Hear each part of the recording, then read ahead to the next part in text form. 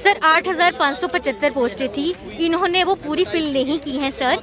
उसमें से 3,500 वैकेंसीज अभी भी पेंडिंग पड़ी हैं सर। उसको क्यों नहीं फुलफिल किया जा रहा है सर? हमें ये चीज़ भी नहीं पता, क्योंकि जो भी कोई एडवर्टाइजमेंट निकलती है सर उसको पूरा फिल किया जाता है, ना कि आधा अधूरा।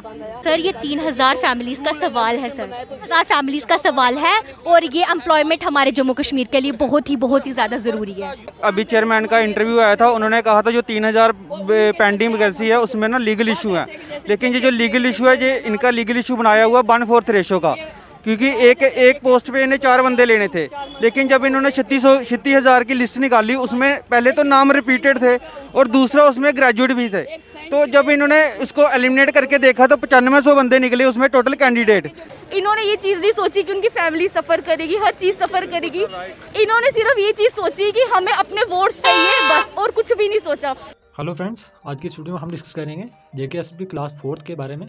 क्लास 4 के बारे में आप सबको पता है कि 5,500 कैंडिडेट्स ने ज्वाइन कर लिया ऑलरेडी, जो कि फर्स्ट लिस्ट आउट हुई थी। सो उसमें बहुत सारे जो ग्रेजुएट्स थे उन कैंडिडेट्स को बाहर किया गया था जेकेएसएसबी के द्वारा। ये उन्होंने एक अच्छा इनिशिएटिव लिया, बिकॉज़ जो +2 क्वालिफिकेशन वाले हैं उनके लिए ज़्यादातर जॉब्स नहीं होती, बट ग्रेजुएट्स को अपॉर्चुनिटी मिल जाती है। वो +2 में भी अप्लाई कर देते हैं और ग्रेजुएट्स में भी अप्लाई कर देते हैं।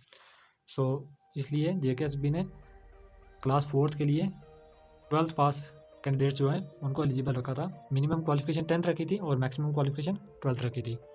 सो जिसमें से 5,500 कैंडिडेट्स ने ज्वाइन कर लिया ऑलरेडी।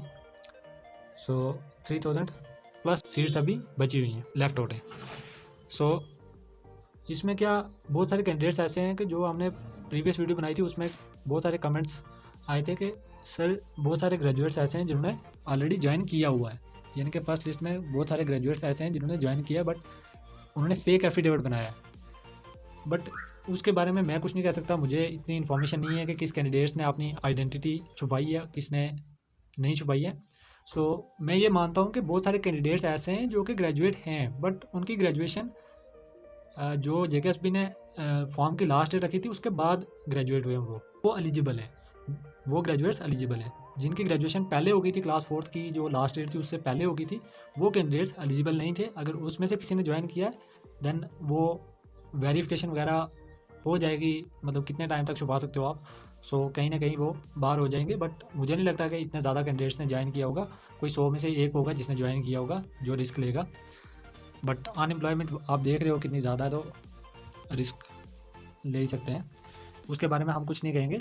बट अब जो 3,000 कैंडिडेट्स रोड्स पे निकले हुए हैं जिनकी अभी सिर्फ डॉक्यूमेंट वेरिफिकेशन हो रही है और ज्वाइनिंग होनी है, बट क्यों नहीं लिस्ट आ रही है? जेकेएसएसबी से जब पूछा, ये सवाल किया गया कि आप लिस्ट क्यों नहीं आउट कर रहे हो, उन्होंने साफ साफ कह दिया कि हमारी कोई अथॉरिटी नहीं है इसमें, अगर हमें लिस्ट आउट करनी होती है हम कब के कर चुके होते। बट उन्होंने ये कहा कि जनरल एडमिनिस्ट्रेशन डिपार्टमेंट जो है उनकी तरफ से एक इशू है, वो जब सॉल्व हो जाएगा तब हम जो सेकंड लिस्ट है वो आउट करेंगे, यानी कि जीएडी जो भी इंस्ट्रक्शन देगी जेकेएसएसबी को वो फॉलो करेंगे। बट इसमें देखने वाली ये बात है कि जब जेकेएसएसबी को रेफ़र की थी पोस्ट 8,575 वैकेंसी जब रेफ़र की हैं, तो जेकेएसएसबी को पूरा उसको फुलफिल करके लिस्ट जीएडी को भेजनी चाहिए।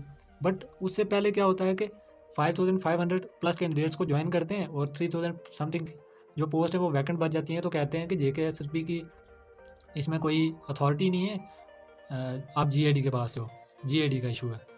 अब जीएडी तो इसमें कुछ कहेगा नहीं, बट ना ही उनका कोई हायर ऑफिशियल इसके बारे में कुछ आके सामने कहेगा।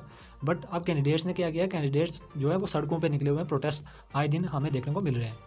सो अब इसमें मैं बताता हूँ आपको कि जहाँ तक ये इनका मसला लग रहा है, पोस्ट जो है वो विड्रॉ होने के बहुत सारे चांसेस हैं। बट अगर ये स्टूडेंट्स वगैरह प्रोटेस्ट कर रहे हैं, मे बी लिस्ट आउट हो जाए, बट इतने चांसेस नहीं है कि लिस्ट आउट हो, बिकॉज इनको कुछ और वैकेंसी जो है वो क्लास 4 के अंडर आउट करनी है। जैसे कि आप सबको पता है कि जेकेपी बॉर्डर बटालियन की जो 2019 में रिक्रूटमेंट नोटिफिकेशन आउट हुई थी 2019 में, फिर उनका एग्ज़ाम हुआ, बहुत लेट हुआ, उसके बाद उनका फिज़िकल जो है वो अभी भी पेंडिंग है।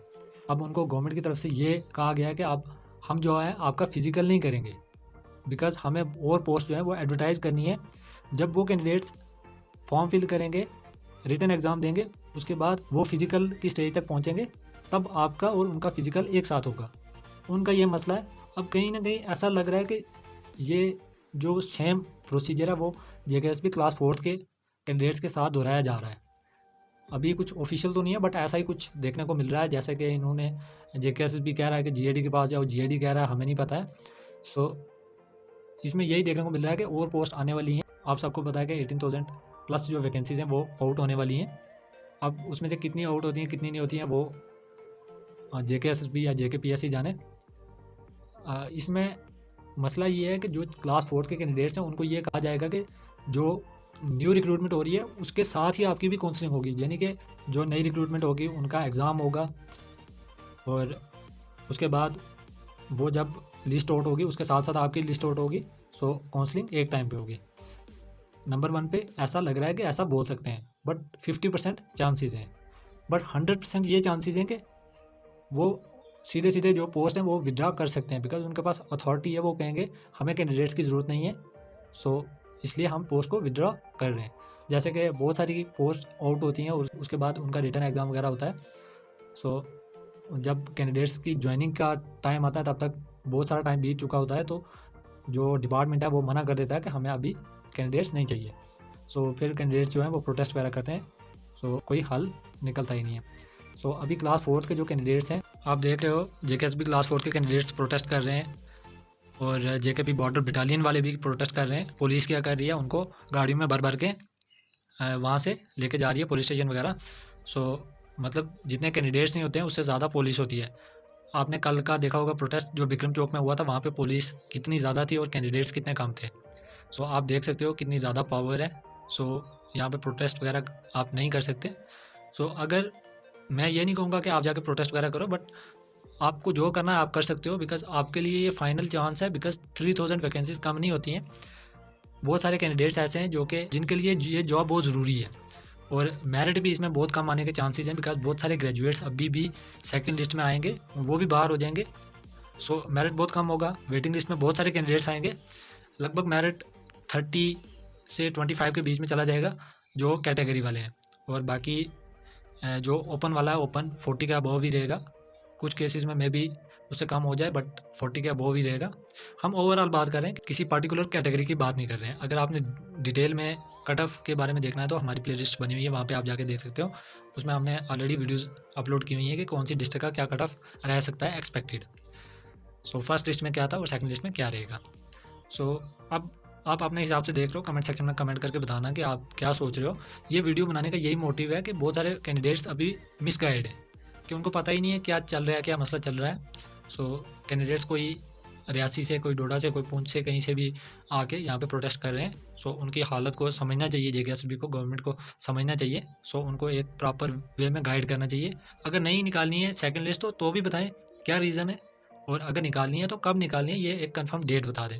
और कैंडिडेट्स कुछ नहीं चाहते हैं। अगर सेकंड लिस्ट निकाल दी होती है अभी तक, सो अभी तक बहुत सारे कैंडिडेट्स जो थे वो ज्वाइन कर चुके होते। सो आप इतना डिले करने का यही मतलब है कि पोस्ट जो है वो विड्रॉ हो जाएंगी। जो भी कैंडिडेट सीरियस हैं, जो नॉन सीरियस है वो कमेंट बिल्कुल मत करना। जो सीरियस कैंडिडेट्स हैं वो कमेंट सेक्शन में कमेंट करके ये बताना कि आप क्या सोचते हो इस बारे में। अगर आपके पास कोई इन्फॉर्मेशन है सो वो आप शेयर कर सकते हो, बट मैं ये नहीं कह रहा हूँ कि आप जाके प्रोटेस्ट करो। मैं किसी प्रोटेस्ट को कोई सपोर्ट नहीं कर रहा हूँ। आप सबको पता है, अगर मैंने यहाँ पे कुछ कह दिया तो आपको पता ही आगे क्या होना है।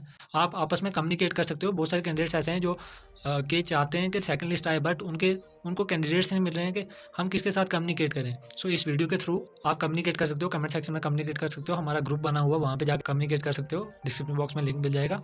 ग्रेजुएट्स तो अभी बिजी हैं, बहुत सारी पोस्ट जो हैं उनके एग्ज़ाम आने वाले हैं और बहुत सारे एग्ज़ाम चल रहे हैं। सो उनमें बिजी हैं ग्रेजुएट्स, और वो तो आएंगे नहीं प्रोटेस्ट करने। उनको पता है हम एलिजिबल है ही नहीं।